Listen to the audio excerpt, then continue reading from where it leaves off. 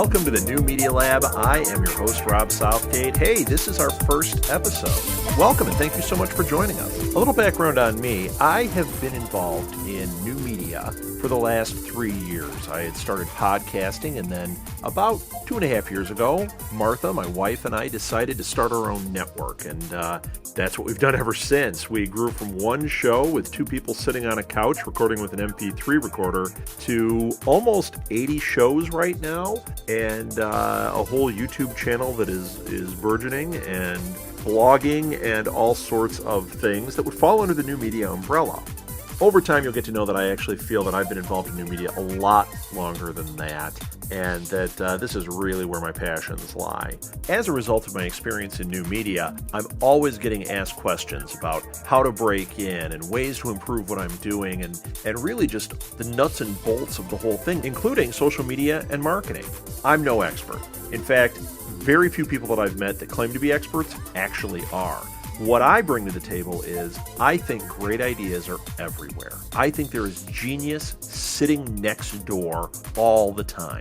So I love to ask questions, and I love to find out what I can to enhance what I'm doing, and I love nothing more than to share it with others. That's why we're here.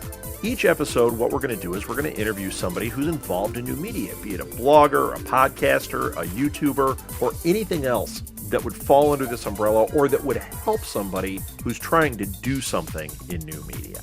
That's why we're here in the lab. Our first guest is Lilith Hellfire. She is awesome. She is one of our podcasters. She's also a very accomplished blogger. She's a guru of social media and just all around interesting to talk to, full of ideas. I'm telling you, you're in for a treat hearing her talk here. So rather than waste your time hearing my voice, I want to get to the interview. So everybody, here she is, Lilith Hellfire. Welcome to the New Media Lab, Lilith. I'm so happy you're here. Happy to be here. The reason we have you on is, I don't want to say twofold, it's multifold, because not only are you a podcaster, but you're a blogger, and you're very involved in social media, and, I mean, new media is kind of your thing, right? Yes, sir. So let's start out by, let's let people hear what your background is. So originally, when I got out of college, I did a lot of like marketing and public relations. But that's not where my heart lied. And, you know, I like music and I like podcasting. So I just decided to go ahead and pursue that full time. And, you know, I've podcasted for a couple of networks. I, of course, love my new home at Southgate Media Group, do lots of podcasts. And we always end up talking about social media and how to improve it for the business and stuff. And I love our Southgate Media Group business group as well. Wow, lots of plugs there. Thank you, Lilith.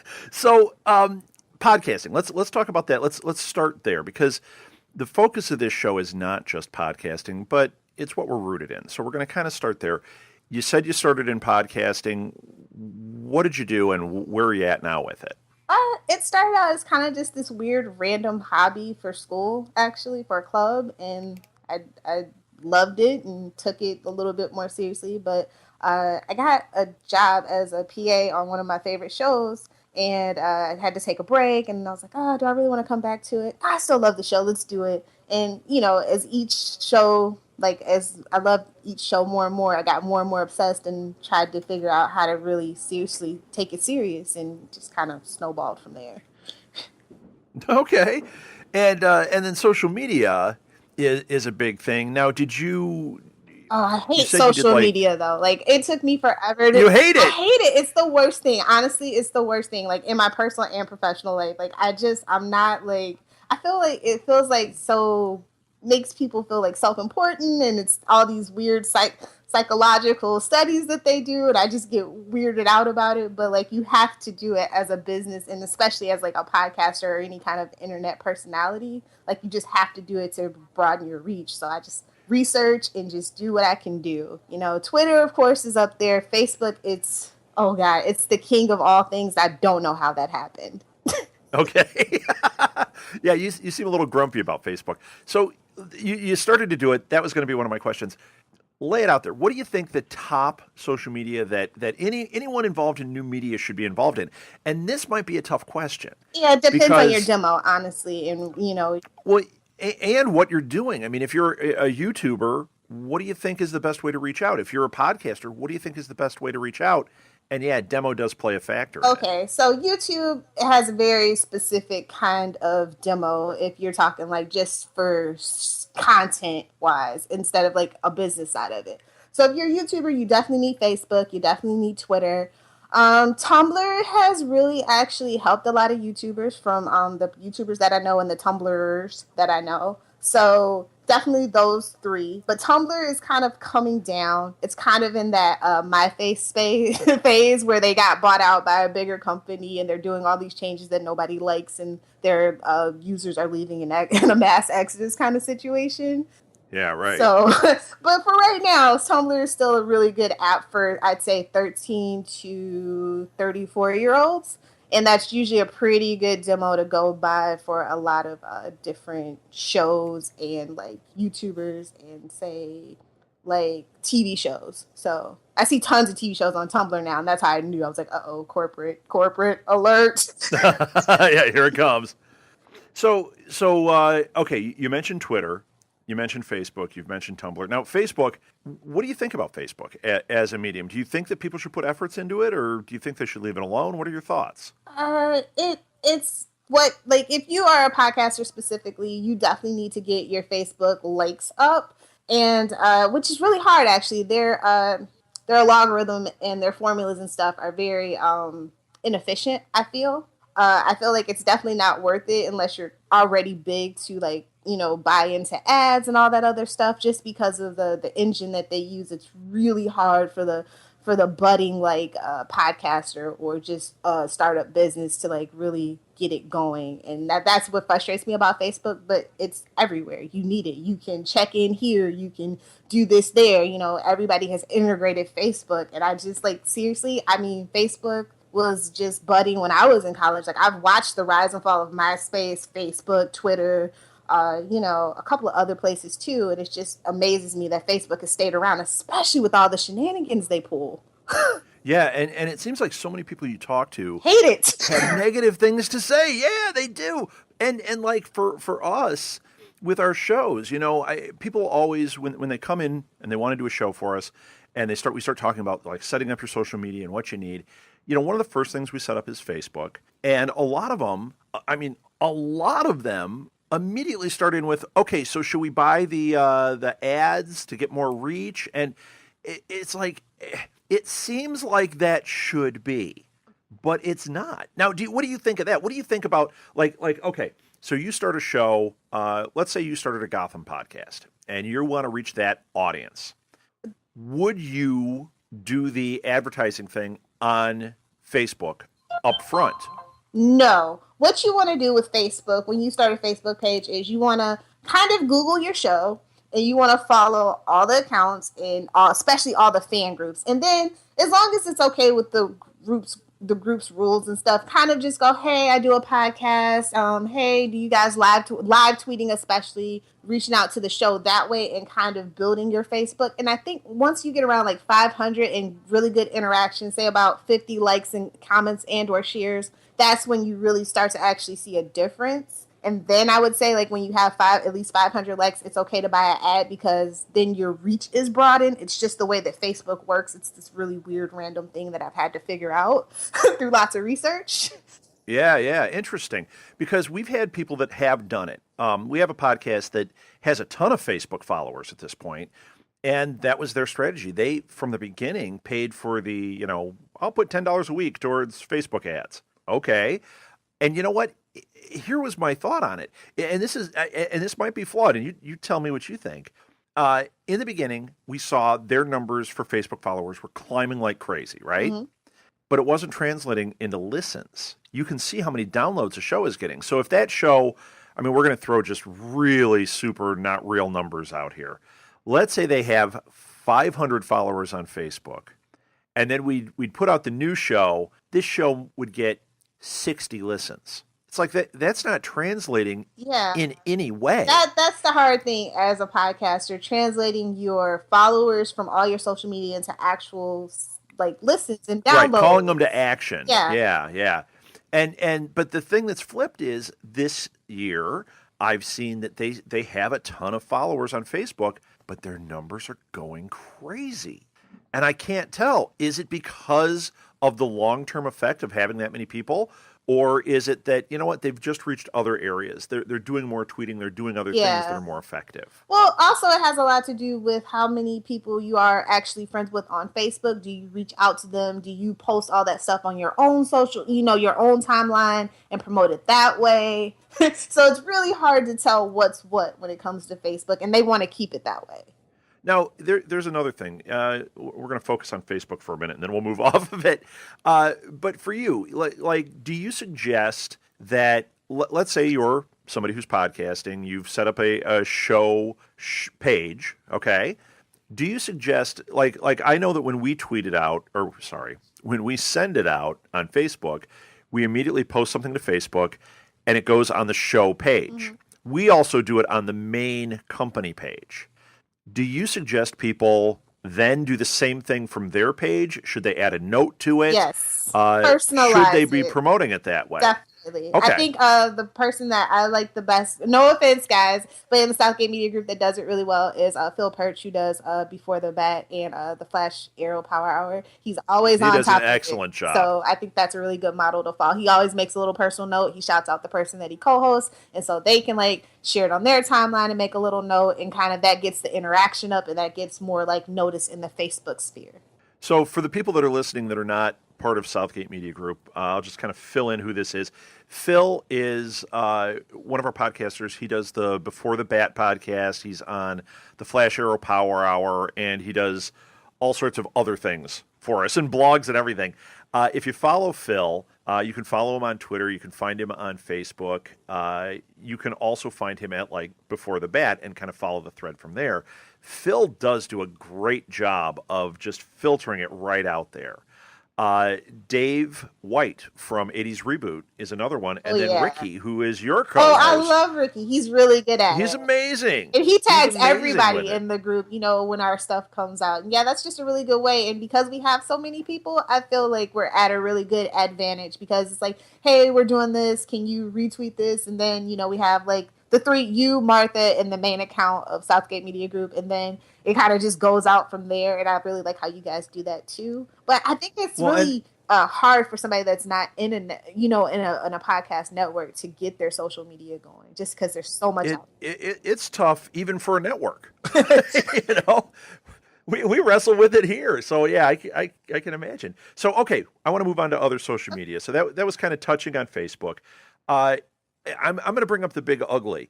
You, when we first met, had achieved 2.5 million followers on Tumblr. And then the other day I'm on your stuff and I'm looking around and I get the notice that says, you're leaving Tumblr. Yeah. So what? Because I was trying to follow a strategy and trying to create one. And then I saw that and I went, wait a minute. If Lilith is leaving Tumblr, why? Number one. Number two, is it worth developing a strategy here? Because for Facebook, I have a very simple strategy.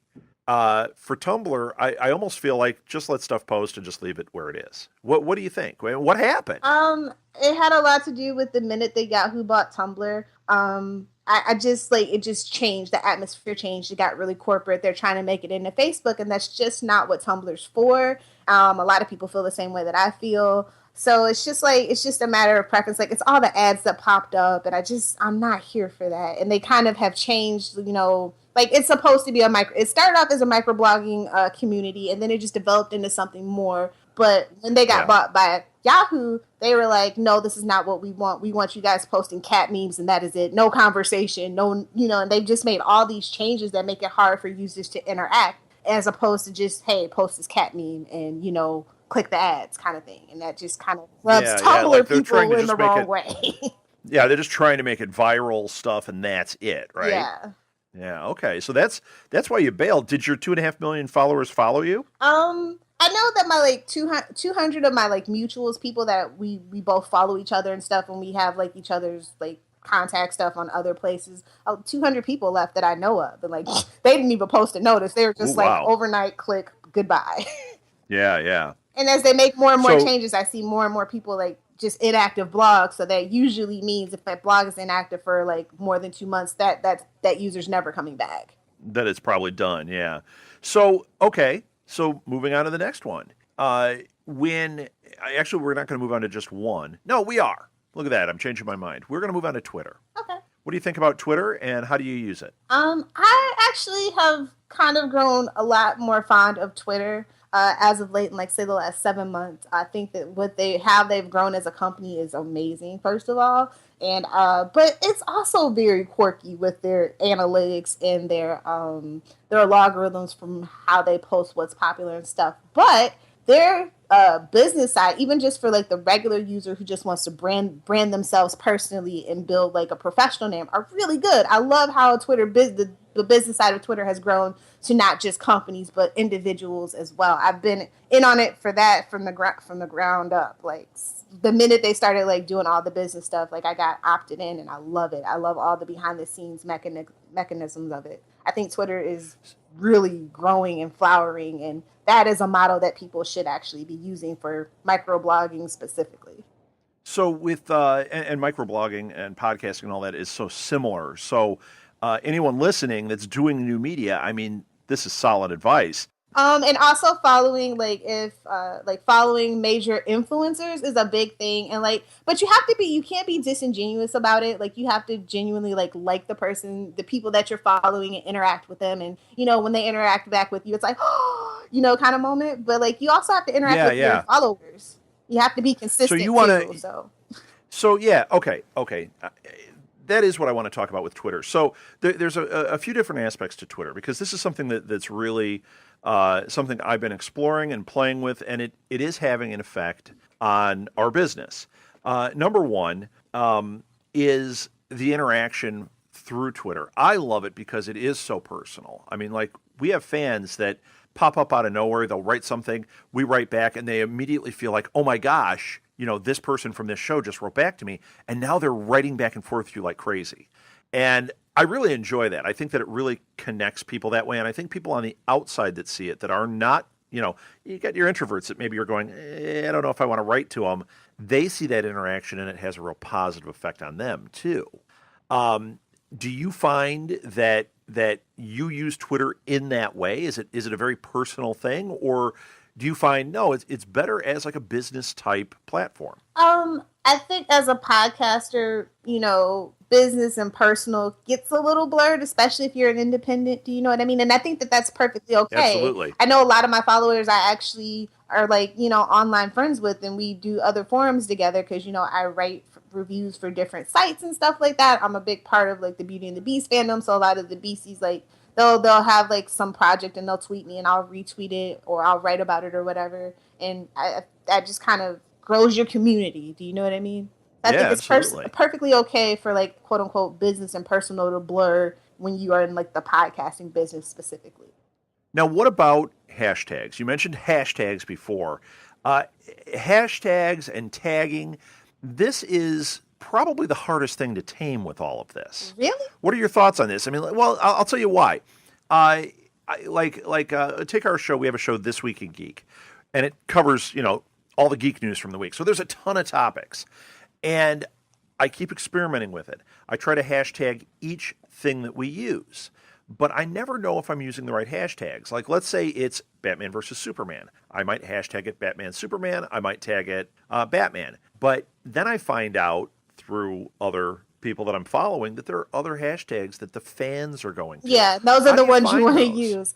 How do you find those? You have to kind of be a part of the community, I guess, is the best way that I can say. So, say, okay, I'll use Beauty and the Beast as an example. Now, it was a big controversy back when we started because we wanted to be, specifically for the show, we didn't want anybody to get mixed up with, the movie or the 1980s show or anything. So we do BATB, either all lowercase or all uppercase as our tag and everything we talk about. And then say we're live tweeting the show, we either make up we come together as a group, or CW gives it to us for the episode name or the episode hashtag that they want us to use. So you just kind of have to. And how do you know that? They send it out to you. Do you know? But in your case of say, let's use Batman versus Superman, you would actually want to use, if you're talking about the movie, you want to use that actual movie tag. So you start. I was just using it as an example. Yeah. Sure. So you just want to you can just go you can go to the @Batman versus Superman movie, and usually you can kind of clue if you go to the main accounts of what your stuff is about, they usually actually now are pretty good about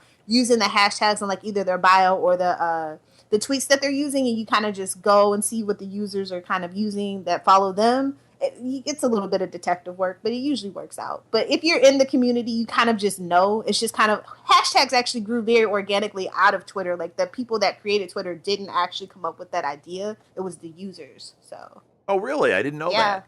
Interesting. Yeah. So while you were talking, I went and I hashtag, or I didn't hashtag. I went to Twitter and I typed in Batman v Superman, and just looking through it, I can definitely find the @ signs, the accounts, but the only hashtag I'm really seeing is Batman versus Superman. Yep, and that's what you want to use for the movie. But if you're in the fandom, you can go DC Comics, or you can go hashtag Batman, or okay, cool. That makes some sense. Now, let's take another broader spectrum thing, like This Week in Geek.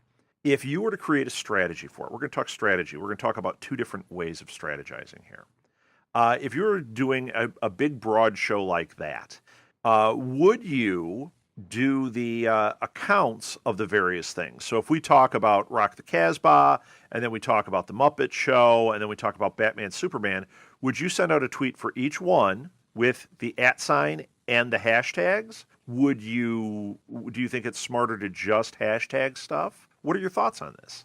I think it actually depends. For musicians and like writers and bloggers and stuff, I would definitely say do the @ sign. But for like when it comes to like the companies, because I mean it's a corporate account for the most part, and there's an intern running it, and they really don't care because I've been there, done that.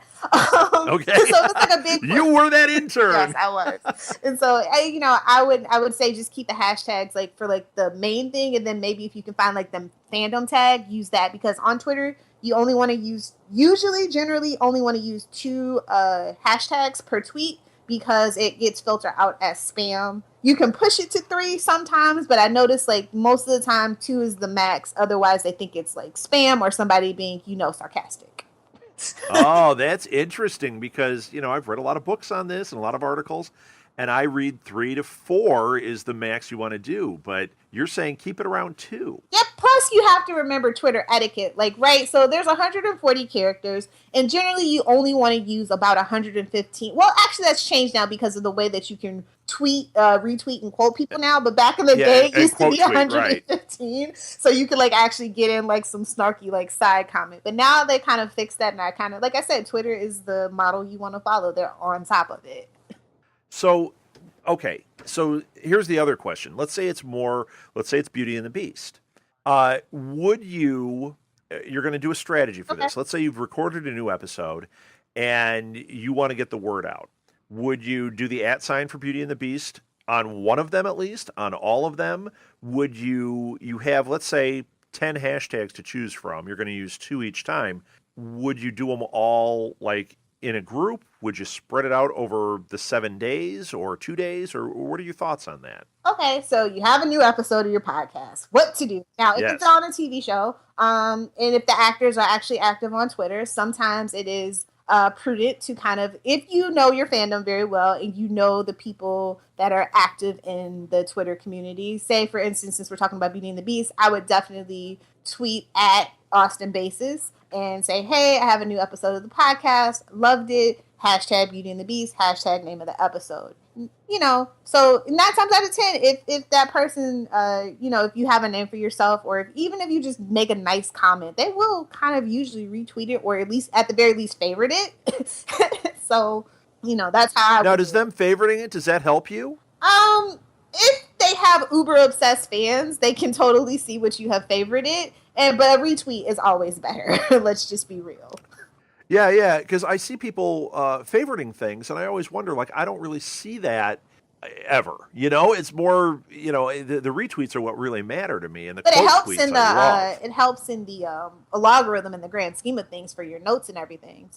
So either way, it's all good, is what you're saying. Yeah. Okay, so we're going to move off Twitter. We're at some point in the future, Lilith, I would love to come back and do episodes about specific things. But this time, because it's, we're early in this run, we're just experimenting here, I wanted to kind of do a broad stroke of these with you. So that's why we're kind of jumping around. YouTube. YouTube. You love YouTube right now. You've told me. Yeah. So once again, we have a YouTube channel. We don't have a lot of followers. We're putting up content. People that are watching it are giving us positive feedback. But is this the kind of thing, like, would you say, hey, get your foot wet with Facebook and get that going, develop a Twitter strategy and develop a strategy for YouTube? Or do you view that as something different? I feel like it's a different branch. YouTube is a different beast altogether when it comes to a business specifically. Like say, in the overall grand scheme of Southgate Media Group, that's like a completely different branch in my personal opinion. It's very social, yes, but you need to have, for me personally, for a YouTuber to be successful, they have to kind of conquer Twitter and Facebook, and especially Google and Google Plus when it comes to YouTube, because that is actually a really big help. I know a lot of people hate to admit it, but it really is. Google Plus is for a little bit of the older crowd and very specific niches, but it is very handy dandy to have. It has tons of tools that help you, Google Analytics, your Google Plus page. So yeah, you have to kind of conquer different things for YouTube. So that's what you're saying. It's really a mix to conquer YouTube. You really want to focus on all these different things. Now, so you're saying, let's say we create an episode of a show for YouTube. You're saying push it on Twitter, push it on Google Plus, push it everywhere actively. Is that what you're saying? Or yes, you actively. So what do you consider comment actively? It, like it. You like for YouTube, the shares and the likes matter. And interaction actually matters when in the grand scheme of things for their analytics, and it's really a tough cookie to crack. If a fan writes in and says, "Hey, I really like this thing," and you write back, that does help you. On the YouTube page, you have to get those likes up. That is the most liking and commenting is the most important thing on the actual YouTube interface. Interesting. Now, YouTube, that's a show for another day, and I'm going to be talking to some YouTube creators during the course of this podcast. Just looking at it as social media, what are your thoughts on YouTube in general? And what I mean by this is a tough question, but I will get there. We'll get to what I mean. I find that YouTube is almost its own social platform. Mm-hmm. I find that people are saying, hey, you put out your show, you put up your YouTube show, and then, yes, you're saying comments and all that, but it seems like there's also something about shouting out to other YouTubers, yep, communicating with them, getting on their things. I mean, it seems like it's its own world. Oh, it definitely is. It's a huge community full of really great people and sometimes not so great people if you follow the news at all about the fat shaming video, but then they oh yeah, no, that's the worst. So and it's a whole culture to be a YouTuber. They have these cons that they go to, really huge cons now too, all over the world. The YouTube centers in LA, in New York. I mean, being a YouTuber, a successful YouTuber, I mean, it changes your life. And it's a really great community to be a part of. But even some businesses do it right. I see every now and then they do it right, and it shocks me. Corporate culture doing social media and internet culture in general right, it really shocks me. It's like they're becoming self-aware. We must change and adapt. So, okay, this is going to be a specific YouTube question then, and specific to podcasting. Okay. Because like when we talk about blogging and all that, I actually view blogging and podcasting as kind of a hand-in-hand similar entity. We've taken blogs and turned them into podcasts, and you can do the same vice versa. Mm-hmm. YouTube is something different. So here's my question, which I just lost in that whole bunch of weeds. What tools are you going to recommend? What tools are you going to recommend across the board?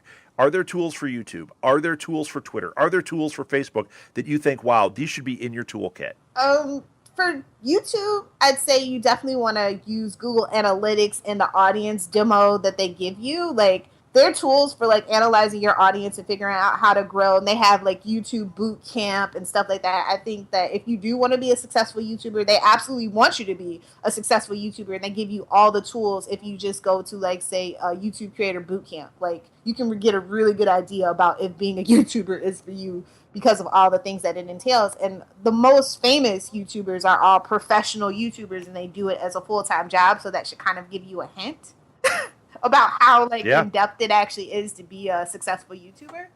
But yeah, I definitely say Google Analytics for YouTube and the wide range of tools they give you to tell you where you can improve with your audience. For Twitter, I would say opt into the business stuff that they have.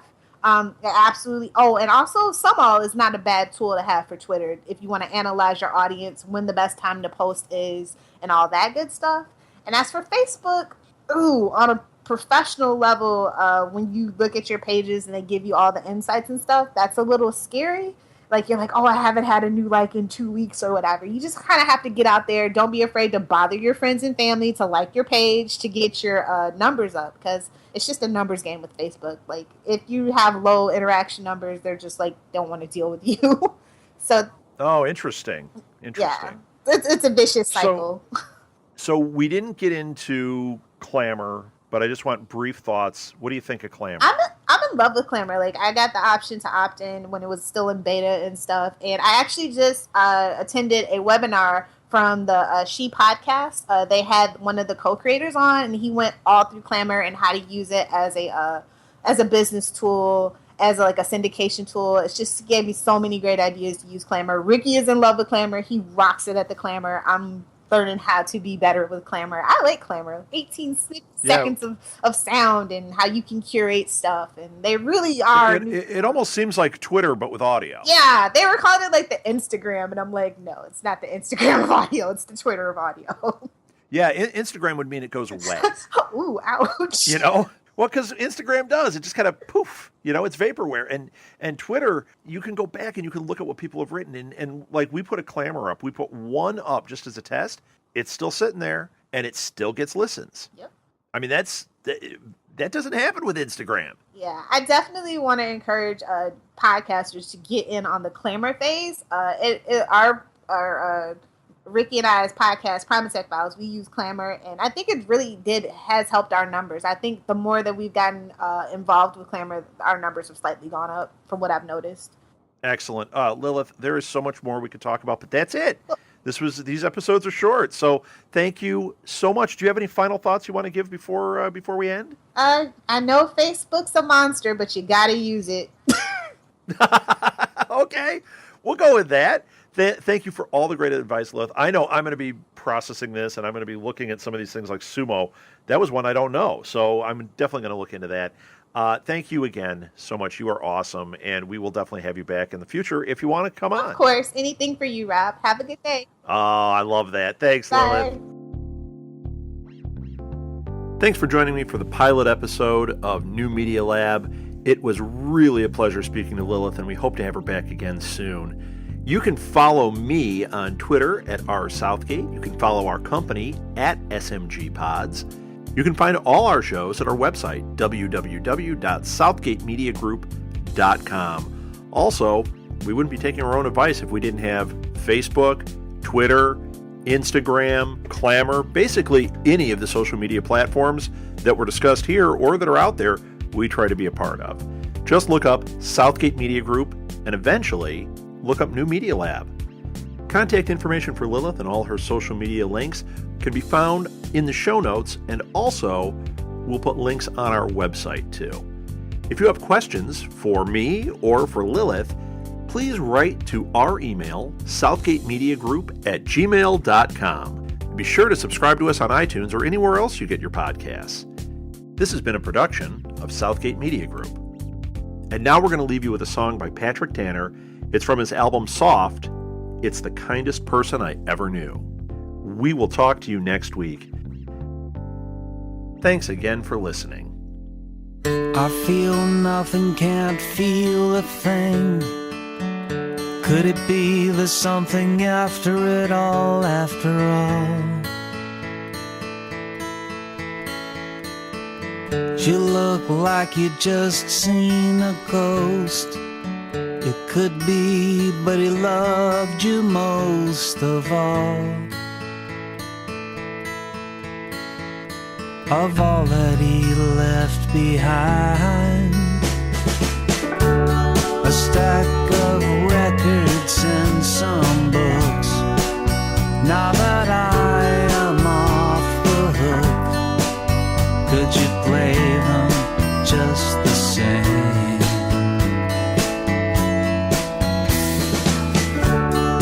More guitars than I desire.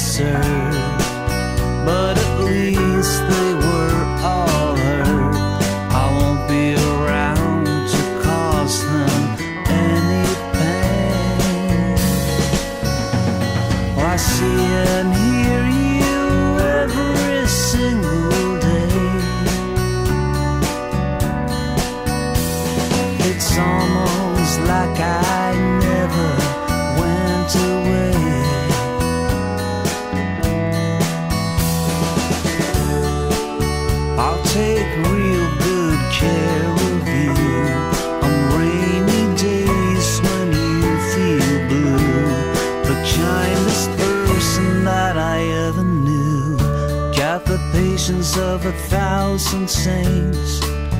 And if you promise me that you won't faint, I'll appear.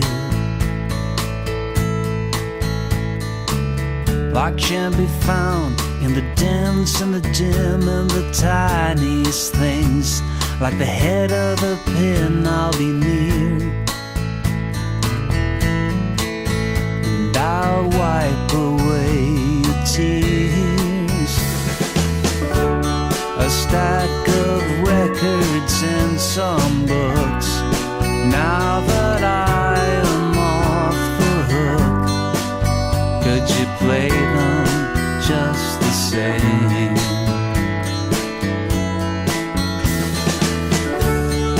More guitars than I deserve, but at